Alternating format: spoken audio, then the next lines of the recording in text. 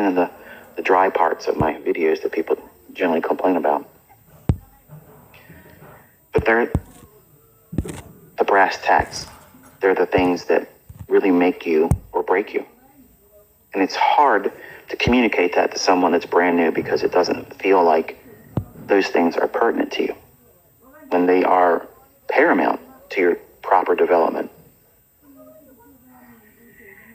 If you look at the number of years I spent with you, it's about equivalent to what it took for me to get it all figured out and get myself out of my own way. Everything was scheduled. Everything was planned. Nothing was random. I've taken you through the exact process. Do you remember how fever pitched I was? I'd always be tweeting. That was me in a characteristic form of how I was as a 20-year-old, trying to do everything, buy every book that I could get my hands on, deliver pizzas in addition to my job on the one day that I had off, just to get more money to go down to Trader's Library down in Columbia, Maryland, to waste more money. Because those books, the only thing they did was kept me hooked on the potential of figuring out the right guy or gal out there that's going to teach me the secrets to how these markets work. And I can promise you this, over 2,000 plus books, not one of them were able to do it. Not one of them were able to do that for me. Now, for some of you, you probably have heroes in your back pockets you like to champion, and that's wonderful. You know, I hold Larry Williams in high regard because he was the first person that had a great impact on me and helped me focus on things, whereas I didn't have a structure. Like I was just coming from Ken Roberts garbage, right? And it helped me think about things in a more structured manner, how to work from determining whether a market's really in a position to be traded or not. And you think about it for a second. How often have you looked at a marketplace and it might be your very favorite market? If you're a Forex trader, it might be your favorite Forex pair, or your futures market, or your commodity, or your cryptocurrency. And it's moved into a consolidation for a prolonged period of time. And you just don't have the patience to hold on to it. To sit on the sidelines, that is, and have patience, holding on to patience, waiting for a viable setup. So you go in and you start doing things recklessly because, you know, you're looking at this stuff, so therefore you don't want to be wasting your time. You might get something out of it. Even if you made $100, it's worth your time being in front of the charts, right? And I did a lot of those things when I was younger. And Larry Williams was the first one to help inspire me to focus on a market that was more prone to trade in a manner that would be advantageous. Okay? You don't want to be in a range-bound market. Now, I have since learned, obviously, and you've learned as well from me, the ideas of trading inside of a small ranging market. It's possible. You don't need a lot. I taught you how you can take 5 handles out of the index futures and carve out an entire career on that and never need to move beyond that. You don't need to be a 20R trader, a 50R trader, a 200R trader that never really does it. Instagram. So being content with enough is important. And I guess in a lot of ways you can look at, you know, what I've shared on my YouTube channel is probably, by many definitions, overkill. And because it's a lot of videos and it's basically a daunting task for someone that's highly critical, they're like, oh, he's overcomplicating it. There's no overcomplication. It's me teaching in great detail why something's going to repeat. Now, I don't have the faith in something because I see it work a few times and not really understand the mechanics behind it. I have to understand what it is that makes this thing work. Now, I'm not a mechanic. I'm not very handy with my hands, but I understand how cars work. I understand a combustion engine. I know the technological advances that we've had and the things that we used to have, like carburetors and things like that. They've evolved. Now, because I understand how they work, doesn't mean I can repair them or fix them. But I had to satisfy that internal desire to know what it is. And as a child, everything that I ever had, I took apart. Now, sometimes I couldn't put them back together, but I had to know what was inside. Like, what's inside of this thing? What makes it move and what makes it tick? And I've always been inquisitive.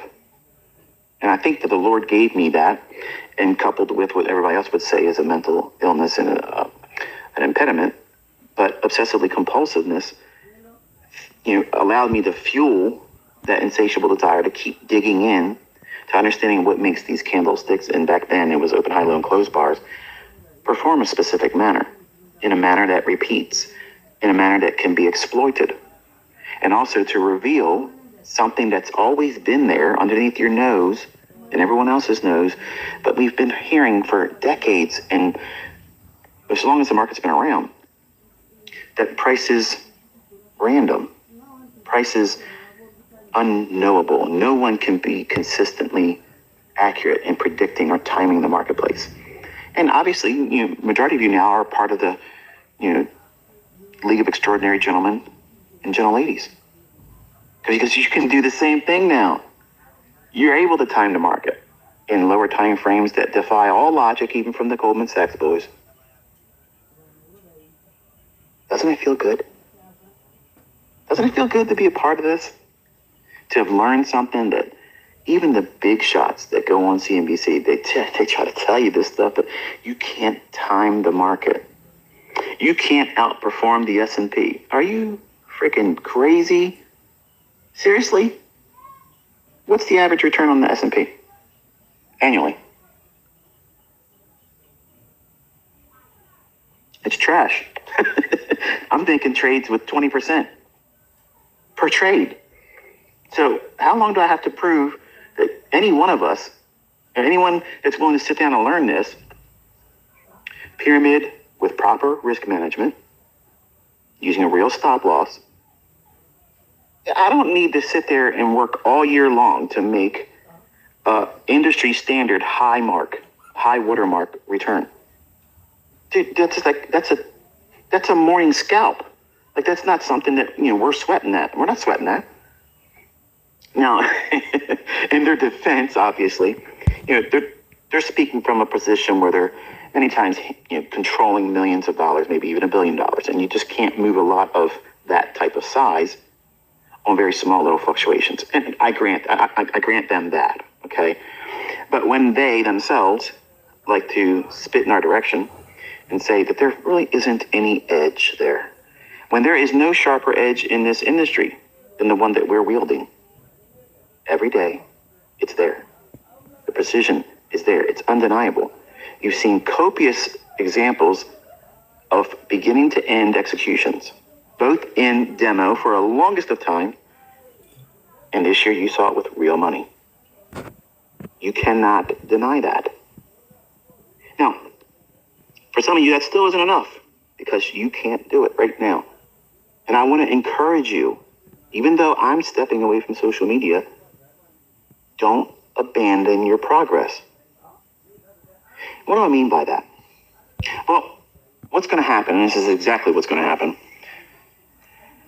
there's going to be people that have studied what I've taught, and they themselves are going to be the ones that rebrand it, like we've watched many times over the course of the last 12 years or so, 13 years now, since I came out of Baby Pips and started teaching things that nobody else was teaching.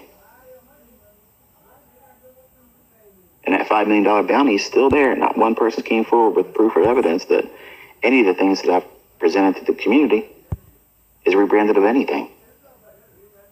Because if it was, somebody else would be out there doing that stuff, just like you see me executing. And what do you see as a common denominator when anybody sees my examples? This has to be delayed data. That's their only excuse. It has to be delayed data. Or it's demo. And then when it's a live account, well, it's an AMP demo account. But when they look at how AMP goes on to TradingView with a demo, which I didn't even know they had, you can see it clearly is nothing says AMP live there.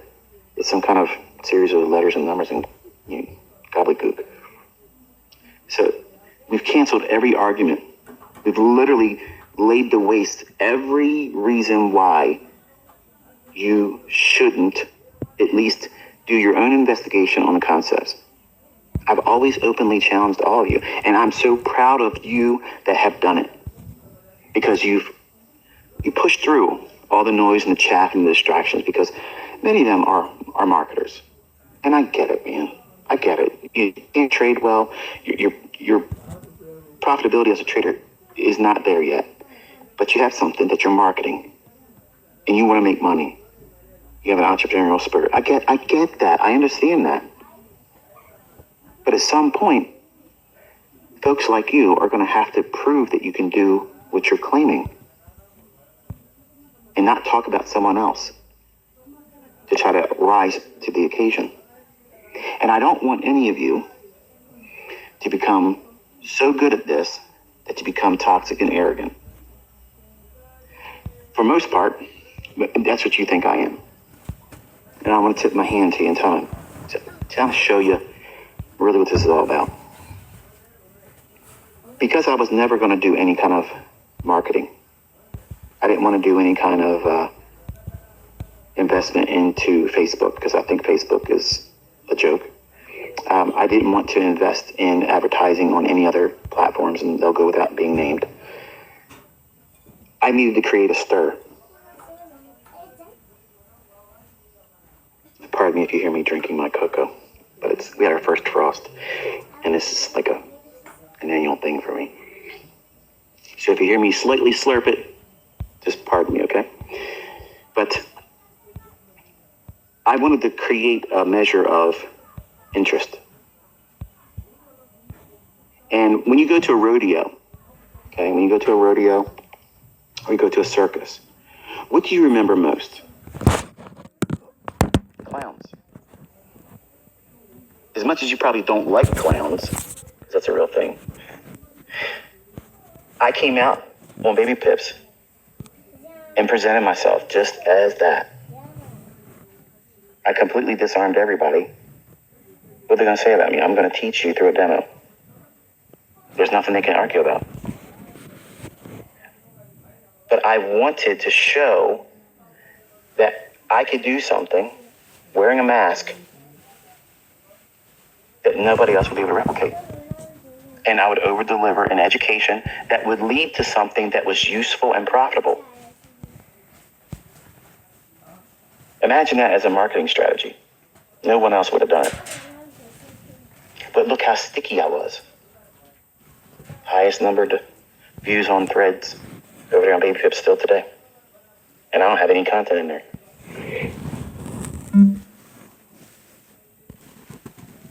What I think you don't realize is when I was a young boy, I was fascinated with magic. Sleight of hand, card tricks, coin tricks and things like that. And David Copperfield was a huge inspiration to me. And I can't wait until February because he's supposed to be making the moon disappear, which is going to be equivalent to what he did with the Statue of Liberty, I'm sure. It's just perception. But that first moment of watching his annual magic presentation on CBS was like a huge milestone each year for me because I wanted to be like him. Like I wanted to be up there and dazzle the people that would watch him. Because when he would do something, that line between reality and wow, what is going on here? Like this is something that should be possible. I loved that moment of astonishment. And over the years, I invested money in learning and time in studying that craft of magic. And I got really good at it. And one of the guys I learned from, his name is Paul Harris. Now, if you looked at this guy, you would not be impressed with him at all. He doesn't have any kind of features that would say, wow, he's charming, or that he is really just an average-looking guy, okay? Slightly balding, a poorly maintained mustache, and just nothing really to look at. But sharp as a tack.